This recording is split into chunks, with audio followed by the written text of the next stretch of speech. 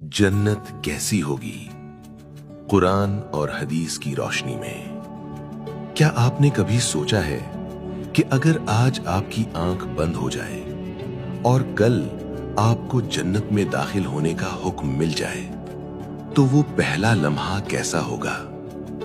वो पहला सांस, वो पहला मंजर, वो पहला सुकून। क्या आप जानते हैं कि जन्नत वो जगह है जहां न कोई खौफ होगा, न कोई गम, न कोई बीमारी, न कोई जुदाई।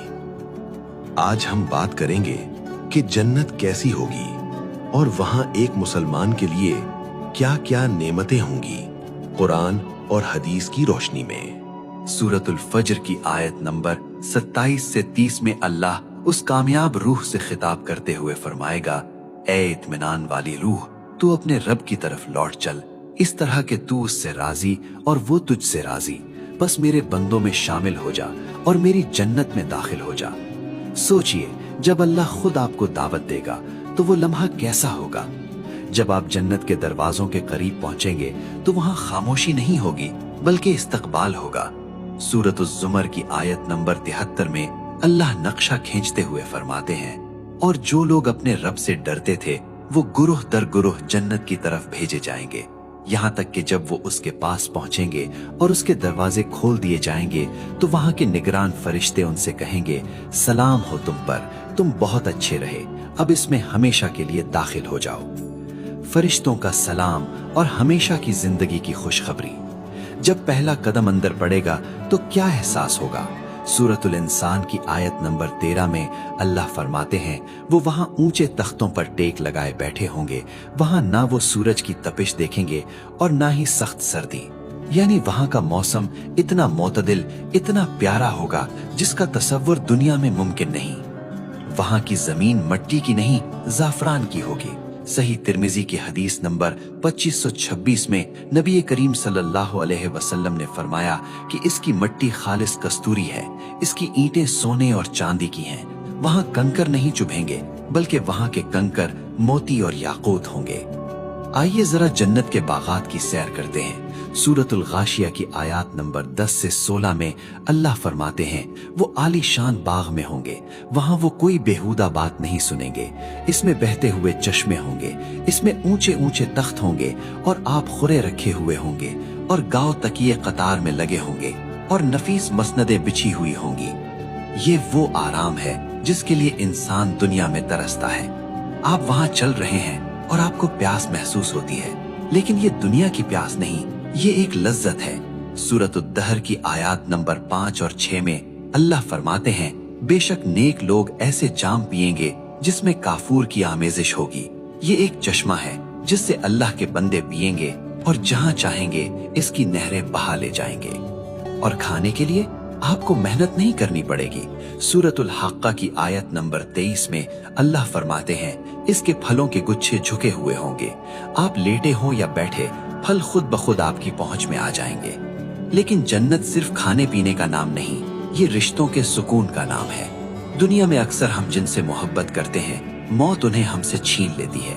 माँ बाप चले जाते हैं, औलाद बिछड़ जाती है, लेकिन सूरत तौर की आयत नंबर 21 में अल्लाह ने वादा किया है कि जो लोग ईमान लाए और उनकी औलाद ने भी ईमान में उनका साथ दिया, हम उनकी औलाद को उनके साथ मिला देंगे।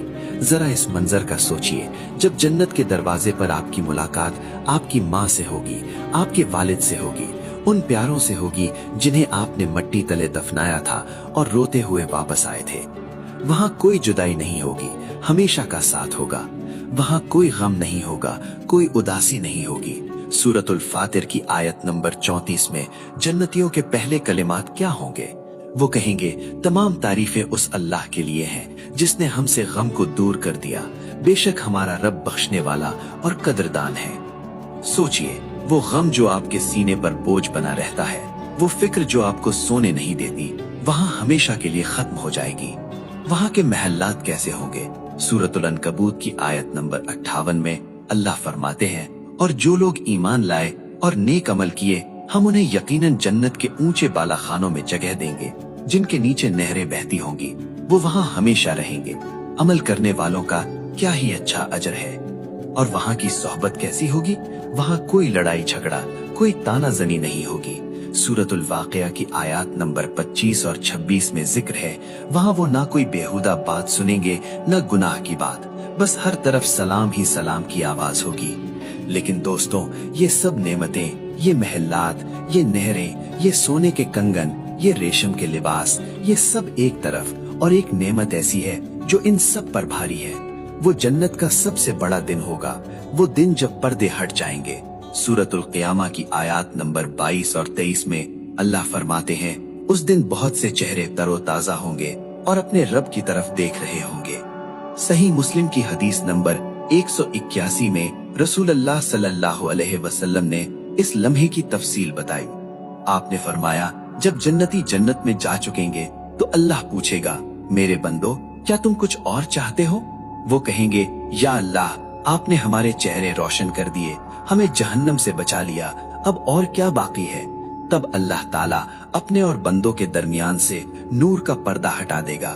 कसम है अल्लाह की, जन्नतियों को कोई ऐसी नेमत नहीं मिली होगी जो अपने रब के दीदार से ज्यादा महबूब हो।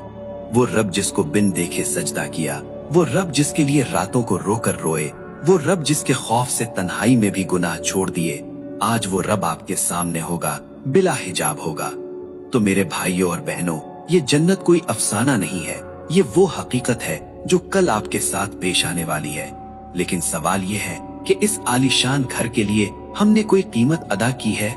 अल्लाह ताला सूरतुल आल इमरान की आयत नंबर 133 में हमें पुकार कर कहते हैं, और अपने रब की मग़फ़िरत की तरफ दौड़ो, और उस जन्नत की तरफ जिसकी चौड़ाई आसमानों और जमीन के बराबर है, जो मुत्तकियों के लिए तैयार की गई है।